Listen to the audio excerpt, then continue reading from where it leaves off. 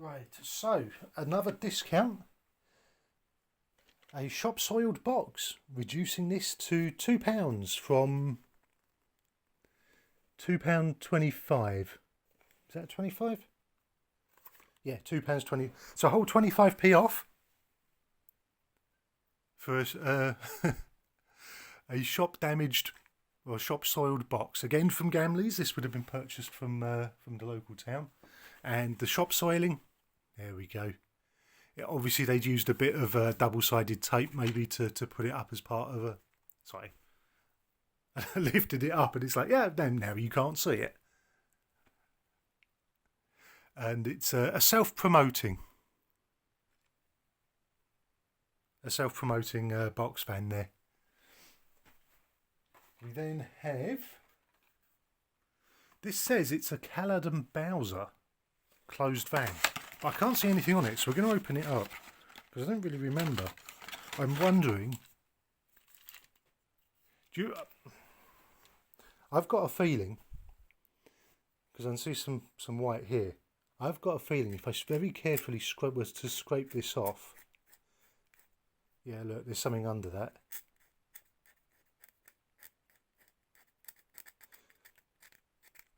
This has had a repaint.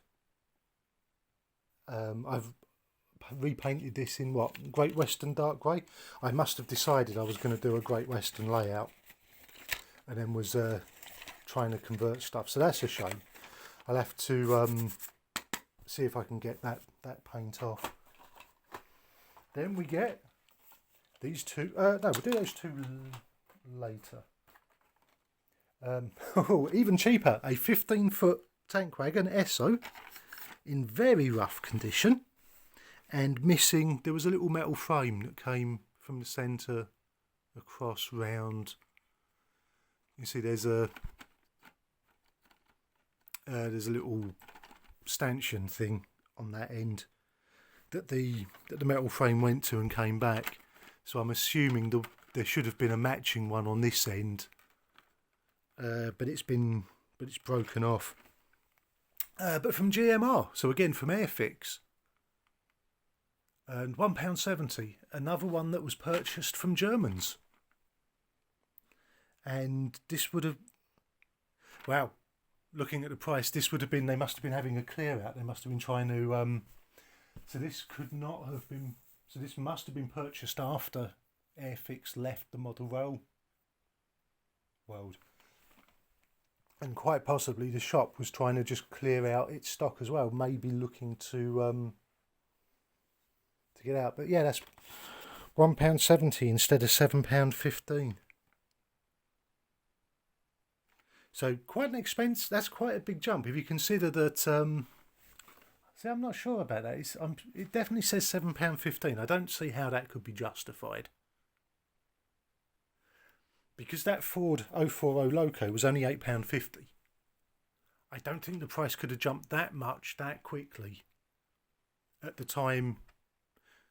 Like I said, Airfix were only around like in ready to run models for 6, maybe 7 years, something like that. So we'll have to investigate more history on that one. Oh, here's the dust. Oh, excuse me. And then that leaves us with an R023. So maybe the HST at R069 wasn't that old. I don't know. But yeah, traffic services, just 15 foot. I was quite attracted to this model. I found it, visually I found it very appealing. Because you got the, like with the curved, oh, it's come off. That should actually be attached. It looks like there's a bit missing. It probably was meant to clip on and that bit's just come off. But yeah, and it always ran really well, that one. Which leaves me with just a couple more wagons. And these are two identical ones. The James Hargreaves and Sons coal wagons. But these were special coal wagons. Because if we turn it round, we have a little dropper arm here, which you can move. So if I hold it like that, there we go. They were end tipping wagons. So if you held the lever back, the contents would tip out. And this was part of a play set. So these would have been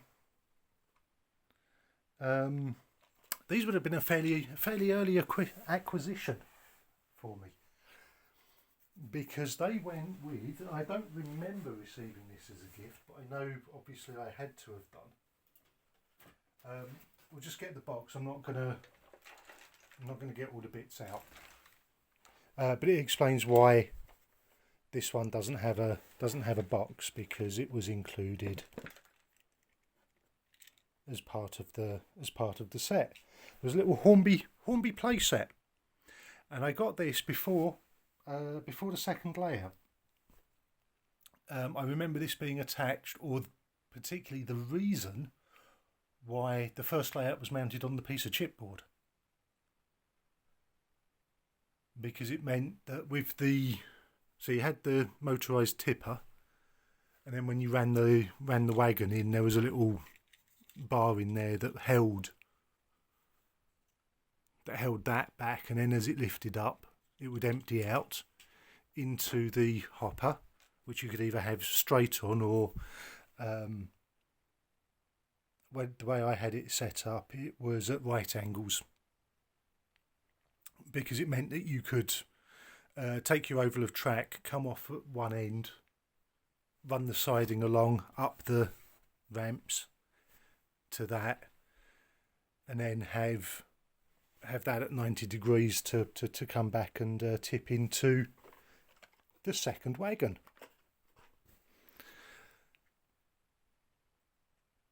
And yeah, this was all mounted to a piece of chipboard, which was stored in the dining room, and then far too heavy for me to move on my own, but would occasionally be placed very carefully to avoid scratching the dining table onto the dining table, so that I could use, well, it was the two wagons, the B set coach,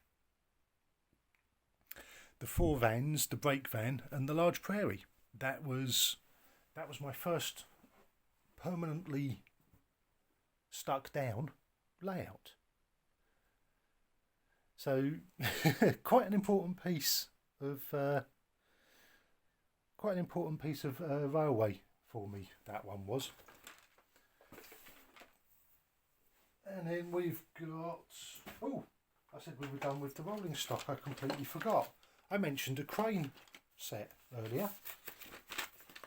I've just found it. Unfortunately, the label is completely missing. But it's another one where you have two pieces of polystyrene inside, and then if we split them open, there we go. It's the 75-ton, and this was my birthday present.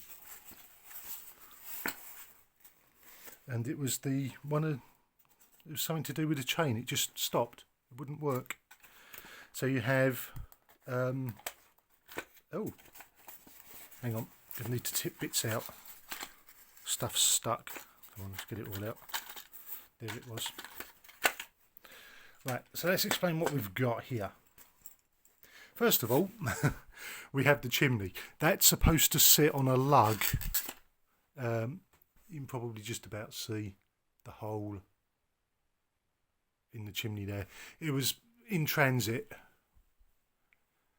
It would sit upside down, clipped onto the end of the crane. Then when you wanted to play, you'd put it off and plug it back on that way up. It was just a loading gauge issue. If you had this on trying to run round, you were going to encounter problems, or were likely to encounter problems. But it's, I'm pretty sure, yeah, the lug had snapped off. It was supposed to be up here. and then that would have sat in, yeah, so that would have sat in there like that. So you can see it is quite tall. But we have the legs, 4 L-shaped legs, and these again on the main piece would plug in. There's 2 slots on each side to act, so you could set it out as having the stabilising legs.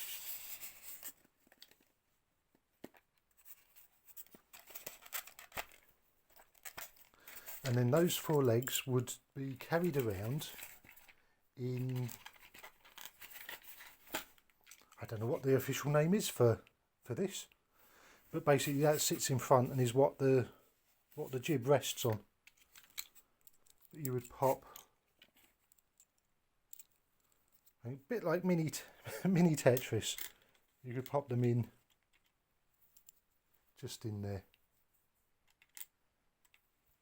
overlapping L shapes, and yeah, they would allow you to go around. I think you could also, no, you could only put a cup in there, but it was this one, and then for spacing or as barriers, you had 2 of these little trucks. I don't know if there was any significance to these protrusions on them, but you'd have one, and you can see it's just a little loop there. There's no actual coupling, because in the you just had a peg that hung down, and you'd place it in like that, one on each end. Then the barrier wagon or jib resting bit would sit at one end, for running around. Great potential play value, but I don't remember. I think, having had it break on me just after I got it, I didn't really play with it much after that. I had it would sit out, and I'd trundle it around a bit with the Class 37. But I never really did any sort of playing with the crane after that. I think I was just scared of having it break again. So yeah, right, let's pop that back then. But the box is, you can tell I actually did play with this a bit more. The box is rather worn. So what else have we got left now? I think we should just have the buildings. So yeah, there we go. A good shed, and again this is all coming from the second layout. You see it was based on a single piece of platform, inside of which you then had the four walls. So the platform would clip. Oops. The platform would clip onto the 2 ends quite badly. I'm not going to try and finish that one off. Then you had the front wall, the back wall, again with the the printed acetate windows, and the roof. So let's pop that back.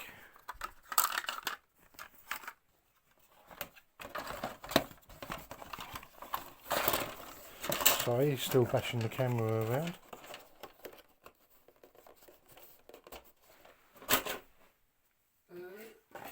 Then we've got the water tower. I'm assuming there's nothing. Yeah, just upside down, 2 pieces. 2 pieces not plugged in the right way round. And a signal box. So this is where the staircase would have come from that I had earlier. And upside down again. I don't know if that was a me thing, or I mean it must have been, because I took the layout apart long before I'd left home. And yeah, right. And then finally, I did mention it earlier, the car loading ramp. This just clipped over. Of course I opened it up at the wrong end, but at that end it just hooked over the track. There you go. So you can see where the cutouts are for the rails at the bottom, and then there's space above to accept retention lock coupling, and a little couple of lugs there for the flap on the car transporter to rest on, and there is a little raised guide on either side there so that you could push the cars on easily onto the car transporter and not have it